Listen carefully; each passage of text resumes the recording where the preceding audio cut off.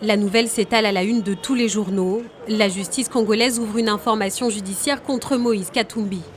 L'opposant en exil est accusé par le pouvoir d'avoir tenté d'utiliser un passeport falsifié.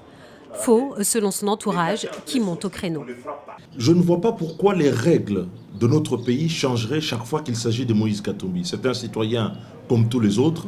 Je ne vois pas pourquoi un citoyen congolais qui réside à Paris peut solliciter l'ambassade, le passeport à Anvers ou à Bruxelles sans que cela ne pose problème et que l'on exige de Moïse Katumbi de solliciter un passeport là où il réside. Il n'y a aucune règle aujourd'hui qui l'impose et aucune pratique qui est observée dans ce sens-là. Moïse Katumbi avance une autre version. Depuis Bruxelles, il n'a pas pu s'envoler pour la Russie et la Coupe du Monde car son passeport semi-biométrique n'était plus valide. Depuis la fin de l'année, l'État congolais a écarté ses passeports pour les remplacer par des biométriques. L'ex-proche du président Joseph Kabila assure avoir fait une demande auprès de son ambassade en Belgique, rejetée selon lui par l'administration.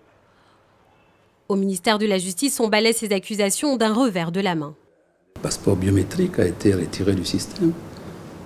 Ça a été annoncé par le vice-premier ministre, le ministre des Affaires étrangères. Et l'Interpol a été informé. Donc, quiconque a besoin d'un passeport, s'il remplit les conditions, il introduit le dossier sur le lieu de résidence.